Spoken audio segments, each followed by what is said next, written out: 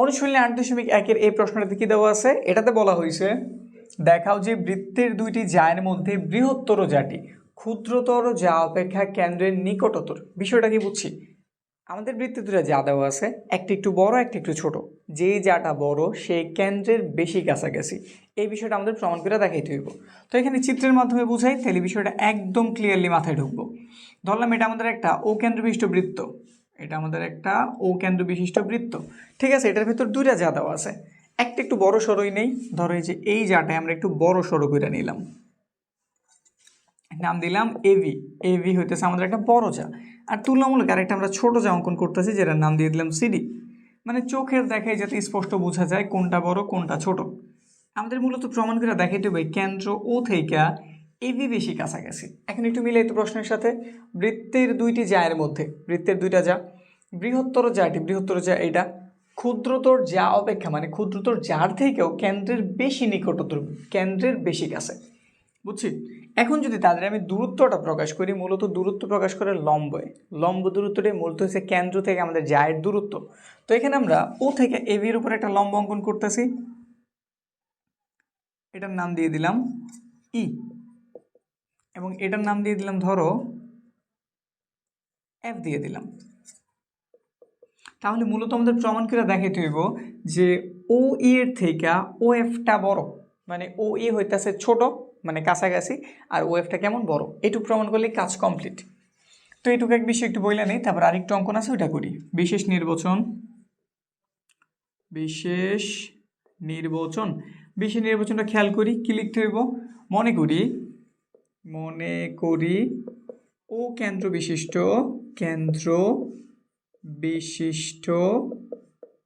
বৃত্তে এবি ও সিডি দুইটি যা, যেখানে আমরা কারে বড় আঁকছি এবি রে, তো লেখা দিলাম এবি গ্রেটার দেন সিডি। তারপর আরেকটু যদি খেয়াল করি, আমরা এবি এর উপর কি লম্ব অঙ্কন করছি না, তো এটা একটু বলি, ও থেকে এবি, আবার সিডির উপর আঁকছি, তো একবারই বলে দিচ্ছে এবি ও সিডি এর ওপর যথাক্রমে ও ই এবং ও এফ লম্ব। প্রমাণ করতে হবে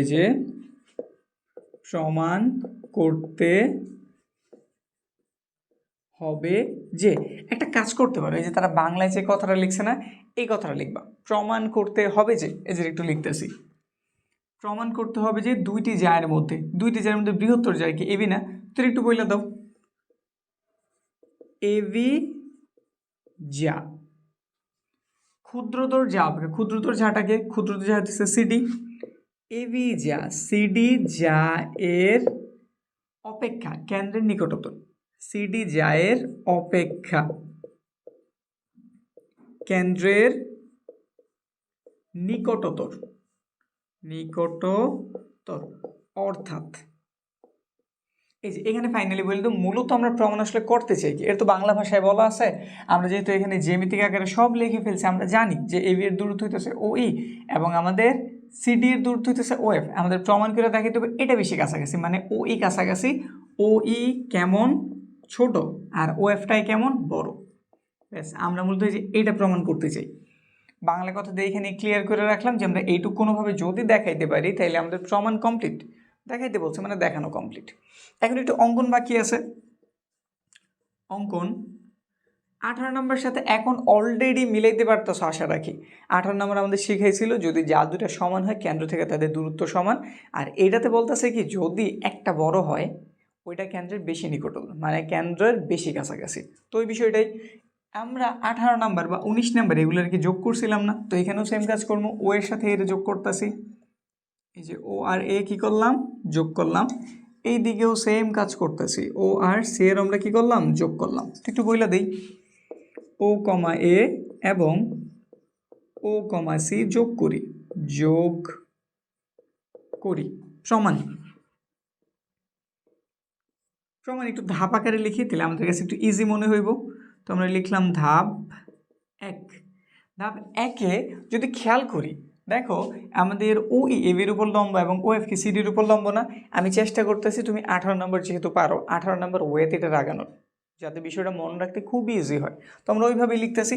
আমরা জানছিলাম ওই লম্ব এবি এবং ওএফ লম্ব সিডি, আর যে এই যে আমাদের কেন্দ্র থেকে যার উপর লম্ব আকারে থাকে সে অবশ্যই যাটার সমদ্বিখণ্ডিত করে, এইটুক তো আমরা জানছি নাকি?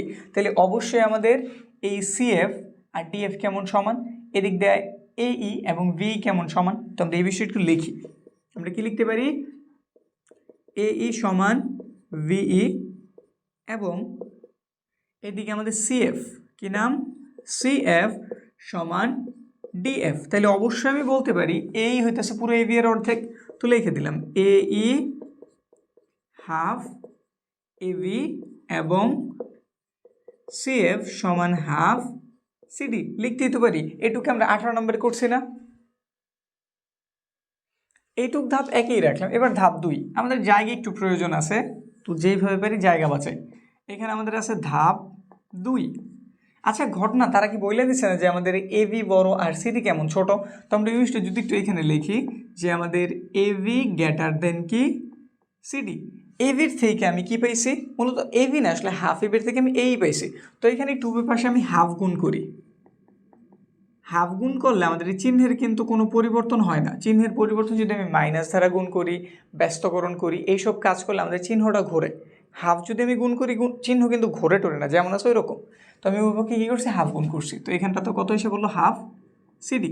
আবার বলা লাগবে না হাফ দ্বারা গুণ করে ভাগ করে কিছু লেখার প্রয়োজন, জাস্ট তুমি লিখে নিছো। নিচের লাইনে হাফ এবি সমান আমরা কি জানছি? এই। তো এখানে আমি লিখলাম এ ই। আর হাফ সিডির পরিবর্তে আমরা কি জানছি? আমরা জানছি সিএফ। লিখে নিলাম আমি এখানটাতে সিএফ। এখন যদি আমি এটার স্কোয়ার করি, এটার স্কোয়ার করি, কোনো প্রবলেম আছে কি? এই জিনিসটা বড় তাহলে তার স্কোয়ারও বড় হইব, এই জিনিসটা ছোট তাহলে তার স্কোয়ারটাও কি এটার তুলনায় ছোট হইব। তো এই কাজটা আমরা এখানে করতেছি। লিখে দিলাম এই স্কোয়ার সিএফ স্কোয়ার। বুঝছি? ধাপ 2 কমপ্লিট। এবার ধাপ 3-এর দিকে তাকাই। ধাপ 3। এবার একটু ত্রিভুজটার দিকে যদি তাকাই, এই ত্রিভুজটার নাম কি? ও এই। সেমভাবে এই ত্রিভুজের দিকে যদি তাকাই, এটার নাম কি? ও সিএফ। দোনোটাই কিন্তু সমকোণী ত্রিভুজ, দোনোটাই আমাদের সমকোণী ত্রিভুজ নাকি? একটু উল্লেখ করি, কারণ এখানে আমরা মূলত পিথাগোরাস অ্যাপ্লাই করতে যেতেছি। আর পিথাগোরাস যদি আমি অ্যাপ্লাই করছি, আমাদের সমকোণী ত্রিভুজ প্রয়োজন পড়ে, কারণ আমরা সমকোণী ত্রিভুজের ক্ষেত্রেই একটা সূত্র অ্যাপ্লাই করি, পিথাগোরাসের সূত্র, যেটা সূত্র রয়েছে আছে লম্ব স্কোয়ার যোগ ভূমি স্কোয়ার ইজ ইকুয়াল টু অতিভুজ স্কোয়ার নাকি? তো এটা আমরা অ্যাপ্লাই করতে যেতেছি। এই জন্য একটু বইলে নিই, ত্রিভুজ ও এই এবং ত্রিভুজ ও সিএফ সমকোণী ত্রিভুজে, সমকোণী ত্রিভুজে। প্রথমে আমি এটার দিকে তাকাই, এখানে অতিভুজের নাম কি? ও এ না?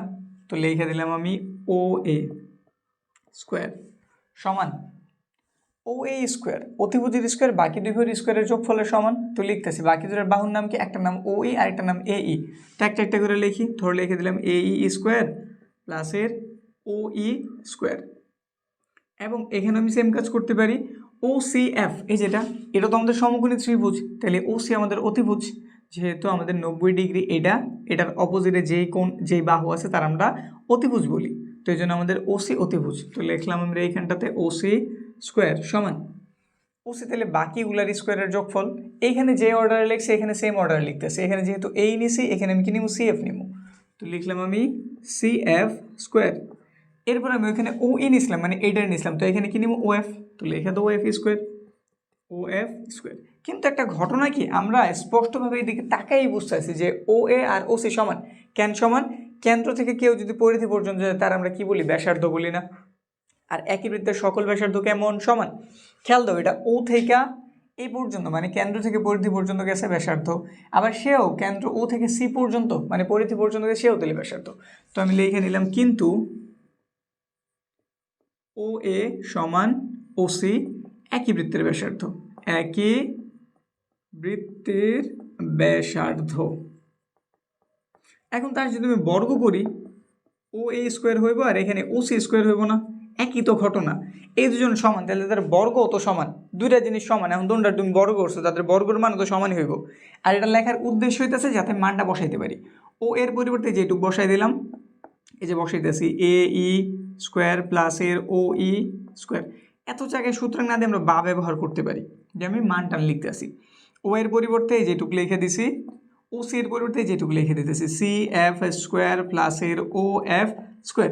সহজ ভাষায় আমরা এইখানটাতে কী বের করছিলাম, আমরা এ ই স্কোয়ার সি এফ স্কোয়ারের বড় এটা বের করছিলাম। তাহলে এ ই কই আছে, এইখানটাতেই আছে, লিখলাম তারে আমি। আর ওই পাশে দেখো আমাদের সি এফ আছে, সে ওই পাশে প্লাস ছিল, ওই পাশে আসলে কী হয়ে যাব, মাইনাস হয়ে যাব না, তো লিখে দিলাম। আর বাকি এর জন্য একসাথে করি, ও এফ স্কোয়ার এটা প্লাস ছিল, ওই পাশে কী হয়ে যাব, মাইনাস হয়ে যাব অবশ্যই, দিলাম। বুঝছি কি, জ্যামিতির হিসাব, নর্মাল হিসাব, গণিতের হিসাবে এগুলো আমরা পারি না, তো আমি ওই হিসাবে এই কাজটা করছি। আমি প্রথমে অতিভুজ দুইটার সমান লিখছি, কারণ উভয় একই বৃত্তের ব্যাসার্ধ, নাকি অতিভুজগুলির মান আমি জানি, দেখে দেখে বসাই দিছি। এখন আমি এই জনের মধ্যকার একটা সম্পর্ক জানি, এই জন্য আমি এ ই আর সি এফ এক পাশে আনছি, ও ই এবং ও এফ এক পাশে পাঠাইছি।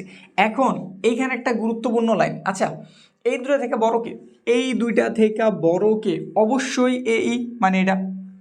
এখন তোমার কাছে আমার প্রশ্ন একদম লজিক্যাল, বাস্তব লজিক্যাল একটা প্রশ্ন, বড় কোনো মান থেকে তুমি ছোট একটা মানের বিয়োগ করছো, তোমার বিয়োগ ফলটা কত বের হইব তুমি জানো না, ঠিক আছে ওকে, যেহেতু আমি কিছু বলিনি তুমি জানো না কত বের হইব, কিন্তু এইটুক তো জানি, বড় একটা কিছু থেকে যদি আমি ছোট একটা কিছুরে বিয়োগ করি, অবশ্যই আমাদের মানটা কি ধনাত্মক বের হইব না, ঋণাত্মক বের হওয়ার কোনো চান্স আছে?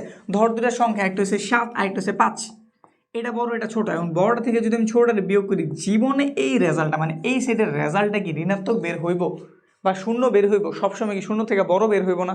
স্বাভাবিক ঘটনা তো এটাই বলে। তো আমরা এইটুক লজিকে এখানে অ্যাপ্লাই করবো, আর কিচ্ছু না। আমাদের এইটুকের মান তাহলে অবশ্যই 0 এর থেকে বড়, এই যেখানে আমি এটাই লিখতেছি। কিন্তু এ ই স্কোয়ার মাইনাসের C F square is equal to 0, সেই 0-র থেকে বড়। কেন বড়? এই যে সাইডে লিখে দিতেছি, কারণ আমি জানি, এই যে দেখো, এই যে A E square greater than C F square. যেহেতু আমাদের এটাই বড়, এটার থেকে বড়টা থেকে ছোটটার বিয়োগ করলে রেজাল্ট সব সময় ধনাত্মক বের হয়, মানে 0-র থেকে বড়। তো এই জন্য আমি এখানে কী লিখে নিচ্ছি, যে এইটুকু অংশ 0-র থেকে বড়। এখন তোমার কাছে আমার প্রশ্ন, এইটার এটা কি সমান ছিল না? দুজন সমান ছিল, এইটুকের মান যদি ধনাত্মক বের হয় বা শূন্যর থেকে বড় বের হয়, এটার মানও কি ধনাত্মক বা শূন্য থেকে বড় বের হইব না? স্বাভাবিক ঘটনা তো এইটাই, নাকি? একদম বেসিক লজিক যদি এইটা হয়ে থাকে, তাহলে তুমি জাস্ট লেখা দাও, সুতরাং এটাও 0-র থেকে বড়। তো লেখো এখানে, সুতরাং আমাদের ও এফ স্কোয়ার মাইনাসের ও ই স্কোয়ার সেও 0-র থেকে কেমন বড়। এটাই পাশে মাইনাস আছে, ওই পাশে গেলে কী হয়ে যাবো, প্লাস, দাও পাঠাইয়া। তো ও এফ স্কোয়ার গ্রেটার দেন ও ই স্কোয়ার। আর তুমি কি জানি বের করতে চাইতেছিলা, একটু তাকাও তো। তুমি প্রথমেই কিন্তু বলে নিয়েছেন তুমি কি প্রমাণ করতে চাও, এটা প্রমাণ করতে চাও, তো একটু লেখা দাও। এখানে স্কোয়ার আছে, এখানে স্কোয়ার আছে, স্কোয়ার বাদ দাও, মানে তুমি ওই পক্ষে বর্গমূল করছো। কি করছো? বর্গমূল করছো। বর্গমূল করলে কিন্তু আমাদের এই সমতার চিহ্ন এলোমেলো হয় না, যা আছে তাই থাকে, ঠিক আছে? তুমি স্কোয়ার করলে এটার চিহ্ন পাল্টায় না, বর্গমূল করলেও পাল্টায় না। তো যদি আমি স্কোয়ার করে দেই, কি পাওয়া যাব, ও এফ ই পাওয়া যাব গ্রেটার দেন ও ই।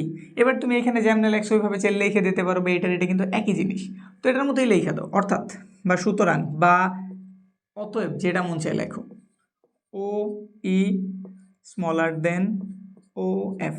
আর বাংলায় যেটা লেখার কোনো প্রয়োজন নেই, কারণ তুমি একদম প্রথমেই কিন্তু বইলা দিছিলে, এই যে এখানে স্পষ্টভাবে বইলা দিয়া ফাইনাল কথা এটাতে রাখছো, এটা তুমি প্রমাণ করতে পারছো, মানে বের করতে পারছো, তোমার কাজ কমপ্লিট, শেষ। লেখা দাও প্রমাণিত, বা দেখাও যে শুট যেটা বলছে কইরা দাও। এবার পুরো বিষয়টা আবার একটু বুঝাই নেই। আমাদের প্রশ্নে কি ছিল, প্রশ্নে বইলা দিছে দুইটা জানিছি, যে যাটা বড় সে কেন্দ্রের নিকটবর্তী। এই যে ধরলাম এখানে আমাদের এবি আর সিডি হইতেছে কি দুইটা যা, এবি হইতেছে বড়, সিডি হইতেছে ছোট। এবি এর লম্ব দূরত্ব হইতেছে ও ই এবং সিডি এর লম্ব দূরত্ব হইতেছে ও এফ।